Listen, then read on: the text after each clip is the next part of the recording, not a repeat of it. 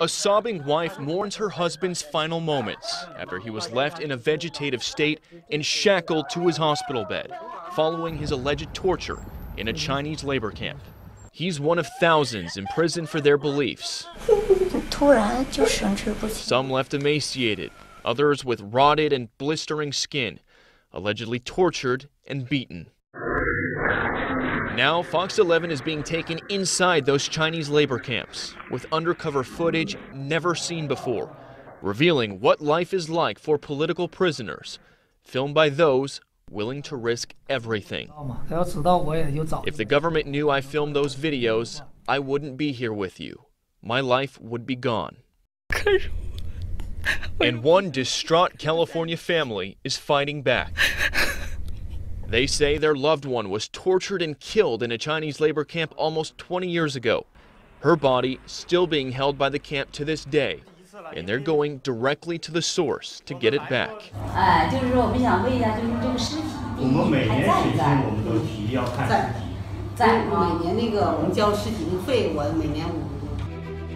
My name is Yifei Wang. The party wants us to forget about my sister, about my brother, and all the others. The family's ordeal, now the subject of a soon-to-be-released explosive documentary. We have undercover footage that they have really taken great risks to get out of China, and this is something that you don't see every day. In 1999, the Chinese government ordered the eradication of the spiritual meditation practice known as Falun Gong, calling it a heretic organization that threatens social stability. 我们要越听党的话，越要团结一致，越要共同努力。党和国家的前途和命运，坚持无神论，批判法轮功的社论，坚定共产主义理想信念。 The government began arresting and imprisoning hundreds of thousands of Falun Gong practitioners and shipped them to labor camps where they were set to be re-educated. This was the scene in Tiananmen Square in 2001 as the Chinese government arrested hundreds of Falun Gong supporters. Yifei Wang was there with her sister that day. They were holding signs in support of Falun Gong. Both were arrested, separated, and imprisoned. Yifei was eventually released thanks to a sympathetic guard, but her sister Kefei never made it out. After 4 months spent in a Chinese labor camp, her family was told Kefei died of a heart attack. But after seeing her condition at the hospital, they allege she was tortured to death. And almost 20 years later, they believe her body is still being held by the labor camp. In 2015, Yifei's husband Gordon traveled to China and visited the women's labor camp where Kefei died.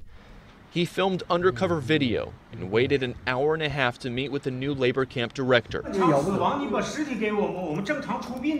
不是你刚才说这些，刚才你说就想开尸体和其他，我可以说，如果你说不是迫害致死，你说这些证据，你就说15年。这简单一句话，这个一句话就是他不是正常死亡。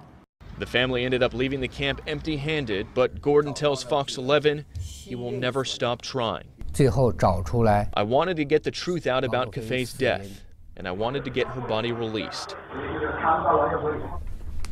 The ordeal has been a burden on Yifei and the family over the years. At the mention of her sister, she becomes emotional as she reminisces. 实际我是不太敢想。 I can't even think about her, because when I do, it always breaks my heart. I think about when we were young and would play together. She was a brilliant girl. Ming Yu is a friend of the family. He was also in prison for supporting Falun Gong.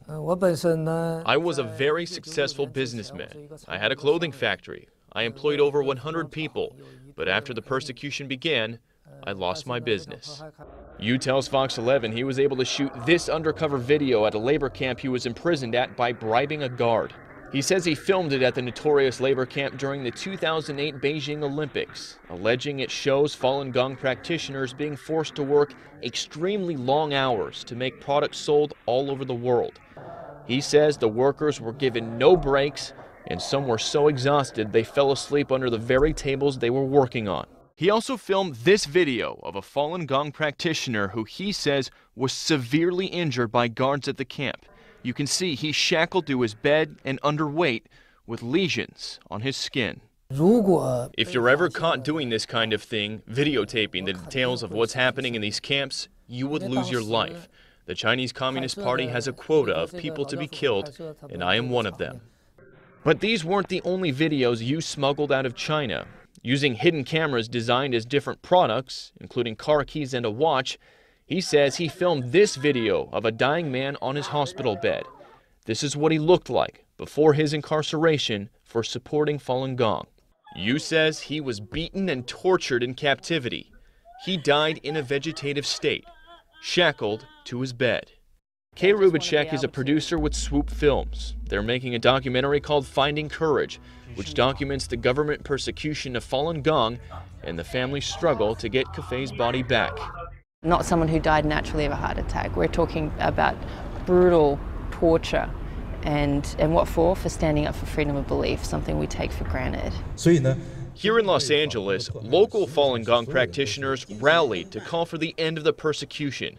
Some of them holding photos of those who are dead or imprisoned at the hands of the Chinese government.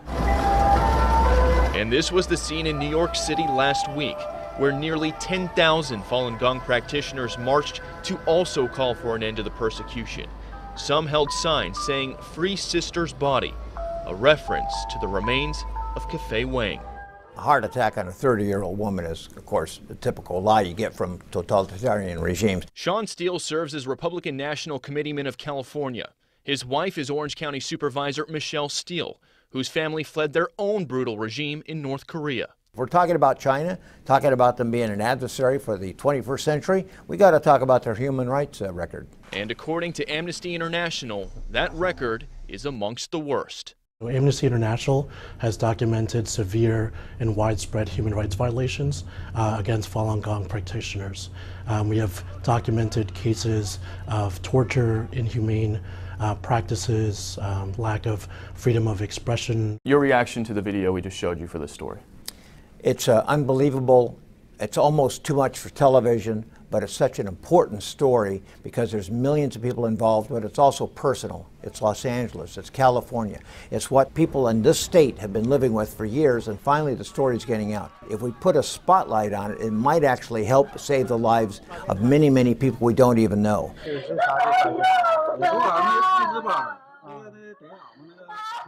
And Sean Steele says he is a hardcore human rights advocate, and he went on to tell us that he does plan to make the Trump administration aware of the ongoing persecution of Falun Gong in China, as well as the ongoing situation with Kafei Wang's body. Now, he also told us he will be making a presentation on this specific subject at the Republican National Committee next spring. We did reach out to the Chinese embassy in Washington, D.C. for a comment in response to this story, but as of tonight, we have not heard back from them. Guys? And Sean Steele is in communication with the president himself. Yep. Falun Gong, a lot of our viewers probably have never heard of this before. I'd never heard of it before. What is it about it that is, one, so scary for China, and two, so great that these people are risking everything to practice it? So there are tens of millions of Falun Gong practitioners in China. What is it exactly? You saw the people kind of doing the stretches. It's basically spiritual meditating and a sense of bettering yourself through spirituality. And why does the Chinese government have a problem with it? Again, there are tens of millions of them. They're very well organized. They've held protests before because of these crackdowns, and the government doesn't like that. They see it as a threat to their power, even going so far as to call it a menace to society. So it's really just, they're threatened by them. There's so many of them. At one point, years ago, they actually outnumbered the Communist Party. So for the family of the sister, they want her body back because it's been almost 20 years. Yeah, you would think, you know, what do they expect to get if they do get the body back? Yeah. What they're hoping to do is have a formal funeral for her, and more importantly, they want an autopsy. Again, the camp told her, or they told the family that she died of a heart attack at around 30 years old. The family doesn't believe that. They saw her at the hospital. They want an autopsy. They want to check for blunt force trauma on her bones, that sort of thing. Eye-opening reporting. Bill Malutian, thank you very much.